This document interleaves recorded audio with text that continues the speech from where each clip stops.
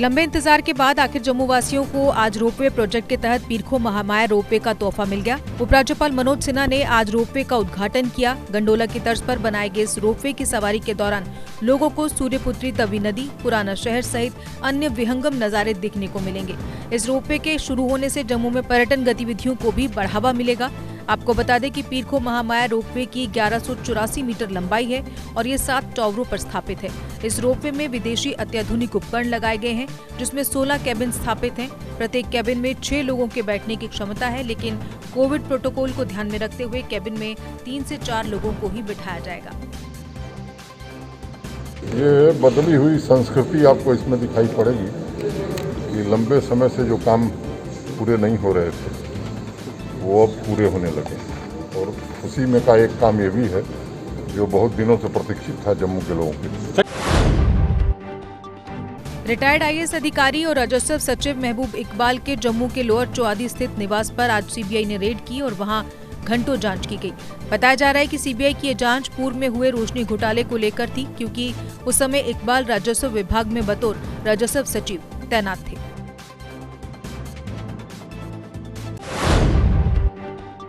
उपराज्यपाल मनोज सिन्हा ने आज बंधुरख स्थित निगम के अपनी तरह के पहले प्लास्टिक वेस्ट मैनेजमेंट प्रोग्राम के तहत लगाए गए यूनिट का उद्घाटन किया। उनके साथ सांसद जुगल किशोर शर्मा, निगम mayor Chandramohan Gupta, deputy mayor Purnima Sharma सहित अन्य अधिकारी भी मौजूद थे। इस यूनिट में कचरे से मिली प्लास्टिक से कई प्रकार की आइटम्स तैयार की जाएंगी। इस स्वच्छता केंद्र में उन्नत मशीनरी का उपयोग करके कचरे को अलग किया जाएगा और संसाधित किया जाएगा। इसे यूएनडीपी व Hindustan Coca Cola beverages private limited के साथ साझेदारी में स्थापित किया गया है।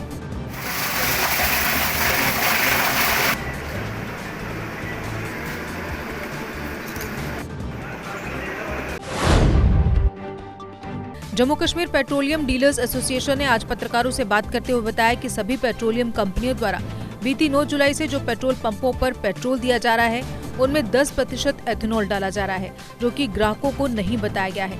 जबकि सरकार को पहले लोगों को बताना चाहिए था कि एथेनॉल क्या है और इसके पेट्रोल में डाले जाने के बाद वाहन को किसका कितना नुकसान हो सकता है, क्योंकि ग्राहक को ये जानकारी नहीं है कि जो पेट्रोल में कंपनियों द्वारा एथेनॉल डाला जा रहा है वो अगर 1 महीने तक वाहन में रह जाए तो वह पानी बन जाता है, जबकि इससे वाहन का इंजन तक सीज हो जाता है।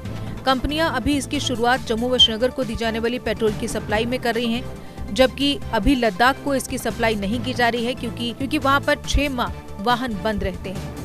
शुगर से बनता है, जो कि गवर्नमेंट को अवेयर करना चाहिए था लोगों को कि ये एथेनॉल जो है पेट्रोल में मिक्स करने जा रहे हैं। ये सरकार ने नहीं किया, लेकिन जम्मू व कश्मीर में ये 9 तारीख से स्टार्ट हो गया हुआ है और सभी पंपों पे एथेनॉल वाला पेट्रोल मिल रहा है। आपने देखा होगा कि अगर हम गाड़ियों के देखा होगा टॉप के ऊपर चाबी लगा के आप ताला खोलते हो, उसके ऊपर लिड नहा हो और पानी अंदर चले जाए तो जो 10% एथेनॉल मिक्स किया है वो कन्वर्ट इनटू पानी बन जाएगा और उससे क्या होगा, आपकी गाड़ियां जाम हो सकती हैं, रोड पे खड़ी हो सकती हैं, लोगों को प्रॉब्लम आ सकती है।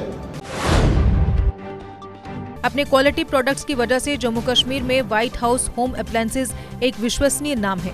पिछले 25 सालों से अपने कंज्यूमर्स की कसौटी पर खरे उतर रहे व्हाइट हाउस इंडस्ट्रीज के उत्पादों ने हर कंज्यूमर को संतुष्टि प्रदान की है। हाल ही में व्हाइट हाउस इंडस्ट्रीज के एयर कंडीशनर्स को ब्यूरो ऑफ एनर्जी एफिशिएंसी द्वारा 3 स्टार रेटिंग प्रदान की गई है। जम्मू कश्मीर की किसी इंडस्ट्री के उत्पाद को पहली बार 3 स्टार रेटिंग मिलना पूरे प्रदेश के लिए गर्व की बात है। इस संबंध में व्हाइट हाउस इंडस्ट्रीज के प्रोप्राइटर कमल गुप्ता ने बताया। इसमें ये है कि आपकी मतलब इन्वर्टर की जगह मतलब इन्वर्टर से नहीं चलता, ये लोगों का बड़ा कंसेप्ट है कि ये इन्वर्टर से चलता है। इन्वर्टर से नहीं चलता है सर, चलता तो ये भी बिजली से ही है, लेकिन ये इन्वर्टर की तरह चार्ज लेता है। जैसे इन्वर्टर चार्ज होता है ना हमारा, पहले मतलब 14-15 एम्पियर, फिर वो 10 एम्पियर पे आ जाता है, फिर 7 एम्पियर पे आ जाता है, फिर 2 एम्पियर पे आ जाता है, फिर 1 एम्पियर पे, फिर 0.00 एम्पियर पे आ जाता है। तो उस तरह से ये भी चार्ज करता है, मतलब उसकी तरह ही ये चलता है। जैसे हमारा कमरा ठंडा हो गया, पहले लेता है 10 एम्पियर, फिर लेगा 7 एम्पियर, फिर लेगा वो 3 एम्पियर, फिर 2 एम्पियर, फिर 1 एम्पियर। वो एसी को बंद नहीं करता, कंप्रेसर को यकदम बंद नहीं करता। तो जो दूसरा एसी होता है वो यकदम बंद कर देता है, ऑन करता है। ये फर्क होता है कि ये मतलब स्ट्रीम लाइन चलता रहता है और डीसी मोटर होती है इसके अंदर। उसमें एसी मोटर होती है, इसमें डीसी मोटर होती है। मतलब जो झटका जैसा लगता है, तो झटका वाला वो काम नहीं होगा। दूसरा इसके अंदर डीसी मोटर होती है। 1947, 1965 और 1971 में पाकिस्तान और पीओजेके से विस्थापित होकर आए रिफ्यूजी ने शुक्रवार को पीओजेके डीपी फ्रंट के बैनर तले जम्मू में प्रदर्शन किया। इस दौरान रिफ्यूजी ने मांग की कि जम्मू कश्मीर विधानसभा में पीओजेके के लिए रिजर्व रखी गई 24 सीटों पर उन्हें भी प्रतिनिधित्व करने का हक दिया जाए, क्योंकि ये सीटें उनके लिए ही रिजर्व रखी गई हैं। उन्होंने कहा कि प्रधानमंत्री द्वारा घोषित 2000 करोड़ रुपए के रिलीफ पैकेज के लाभ भी उन्हें अभी तक पूरी तरह से नहीं मिल पाए हैं। इसके लिए की जा रही आइडेंटिफिकेशन प्रोसेस काफी धीमी गति से चल रहा है। हमारा जो प्रदर्शन आज चल रहा है, डिलिमिटेशन कमीशन जहां आया, जो भी सीटें हमारी डिफ्रीज करनी थी, तो ये कहते हैं हम डिफ्रीज नहीं कर सकते। अगर ये डिफ्रीज नहीं करती थी, इंडिया गवर्नमेंट डिफ्रीज नहीं कर सकती, हेडेड बाय मोदी जी, तो क्या पाकिस्तान करेगा इनको डिफ्रीज? आधे लोग हमारे पीओजेके में हैं, आधे लोग यहाँ हैं। इसलिए हम चाहते हैं अगर 24 नहीं कर सकते, कम से कम 12 सीटें जो हैं हमारे लिए रिजर्व की है। कोई दूसरा हमारे लिए पीओजेके रिफ्यूजियों के लिए नहीं बोलता। हम चाहते हैं कि हमारे अपने रिप्रेजेंटेटिव हों और वो बात करें। इसके अलावा 5.5 लाख बंटने के लिए बात अभी तक 70-80% जो है वो पैसा बंट पाया है। अभी लोगों की फाइलिंग नीचे से ऊपर तो ऊपर से नीचे खज्जल हो रही हैं, लोग दर बदर हो रहे हैं, उनके लिए कोई संज्ञान नहीं लिया जा रहा है। पूर्व मंत्री और वरिष्ठ कांग्रेसी नेता योगेश साहनी ने जम्मू कश्मीर में दरबार मूव को समाप्त करने के फैसले के विरोध में व्यापारियों और व्यापारिक समुदाय का समर्थन करते हुए राजतिलक बाजार एसोसिएशन के अध्यक्ष विमल गुप्ता द्वारा आयोजित विरोध प्रदर्शन का समर्थन किया। उन्होंने कहा कि दरबार मूव प्रथा बंद होने से जम्मू के व्यापार को भारी नुकसान होगा। तो वेस्ट एरिया से भी आए हैं। आज उन्होंने एक सिंबॉलिक प्रदर्शन रखा था, जो परंपरा जो खत्म की है सरकार ने दरबार मूव की, कि उसके खिलाफ की इस दरबार मूव को बंद करने से हमारे व्यापारी वर्ग को बहुत नुकसान है। और आज ये सफरन है इस चीज़ के बारे में, और इसलिए हम इनकी सपोर्ट में खड़े हैं कि दरबार मूव की जो परंपरा थी वो जारी रहनी चाहिए। सरकार बात करती है 200 करोड़ या 300 करोड़ नुकसान के बाद, ये नहीं सोचती इस व्यापारी वर्ग को कितने करोड़ रुपया नुकसान पहुंचेगा। कठोर जनसंख्या नियंत्रण कानून बनाने व महिलाओं के लिए निशुल्क व अनिवार्य शिक्षा तथा नौकरियों में आरक्षण की मांग को लेकर शिवसेना जम्मू कश्मीर अध्यक्ष मुनीश साहनी व उत्तर भारत में सक्रिय श्री राजमाता मंदिर के परमाध्यक्ष स्वामी श्री राजेश्वरानंद जी महाराज ने अपने रक्त से प्रधानमंत्री नरेंद्र मोदी को पत्र लिखा। साहनी ने कहा कि देश को आर्थिक, सामाजिक, व्यवसायिक हर दृष्टिकोण से मजबूत बनाने के लिए जनसंख्या नियंत्रण कानून की अत्यधिक जरूरत है। जो हमारा यहाँ इशू है, हम जनसंख्या नियंत्रण कानून को लेकर अपने प्रधानमंत्री माननीय नरेंद्र मोदी जी को अपने रक्त के साथ एक पत्र लिख रहे हैं, जिसके अंदर डिमांड की गई है कि जल्द से जल्द अति शीघ्रतम जम्मू कश्मीर ही नहीं पूरे देश के अंदर जनसंख्या नियंत्रण कानून लागू हो। देखिए, इस कानून की इस समय अति आवश्यकता है। सर्वशक्ति सेना जम्मू कश्मीर इकाई ने केंद्र में भाजपा सरकार के खिलाफ ईंधन की कीमतों को नियंत्रित करने में विफलता के लिए नाराजगी व्यक्त की है। सर्वशक्ति सेना के अध्यक्ष राजन गुप्ता ने कहा कि केंद्र सरकार ईंधन की कीमतों में वृद्धि को रोकने में पूरी तरह विफल रही है। उन्होंने अफसोस जताया कि जब पूरा देश कोविड-19 महामारी के बीच महत्वपूर्ण दौर से गुजर रहा है, तब पेट्रोल और डीजल की कीमतों में रोजाना बढ़ोतरी हो रही है। उन्होंने कहा कि केंद्र सरकार पेट्रोल डीजल पर उत्पाद शुल्क बढ़ाकर लोगों को लूट रही है।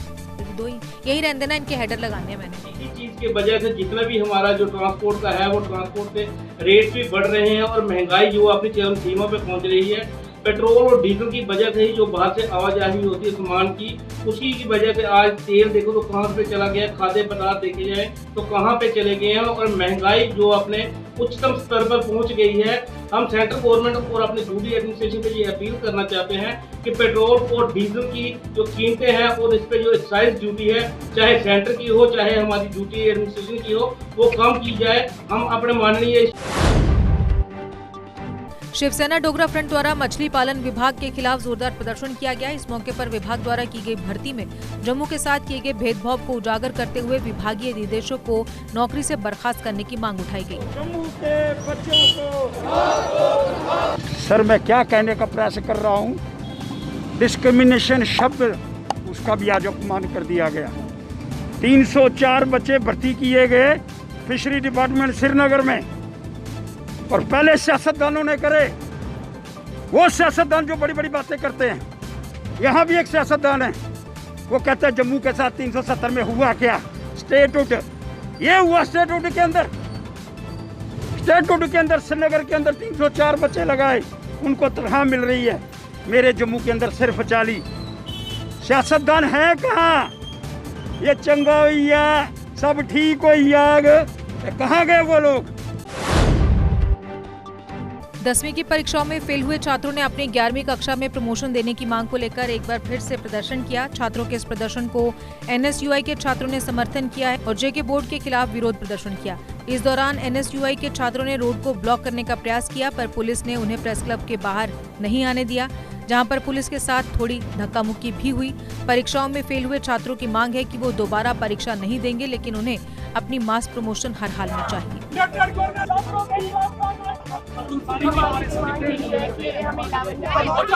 सभी बच्चों और पेरेंट्स का यही कहना है कि हम 11th 10th में नहीं देंगे, हमें 11th में प्रमोट करके। हम DC ऑफिस परसों गए थे, उन्होंने मंडे तक का टाइम दिया है। वो कह रहे हैं हम आपसे पक्का नहीं कहते कि आपको 11th में प्रमोट कर देंगे, वैसे आपको पेपर देने पड़ेंगे। बच्चे कह रहे हैं हम पेपर नहीं देंगे, एक पेपर देने को तैयार नहीं है कोई। पार्षद संजय कुमार बड़ू ने दुर्गानगर कबीर कॉलोनी नाले में पानी के बहाव के चलते टूटी हुई दीवार के मलबे को उठाने में आ रही समस्या का मौके पर जाकर हल करवाया। उन्होंने बताया कि इस इरिगेशन एस्केप में जो नहर का पानी आता है, उसके गेट में एक बहुत बड़ा पेड़ फंस गया था, जिससे गेट बंद नहीं हो पा रहा था और उसके चलते बहुत सारा पानी इस नाले में आ रहा था, जिसके चलते काम में दिक्कत आ रही थी।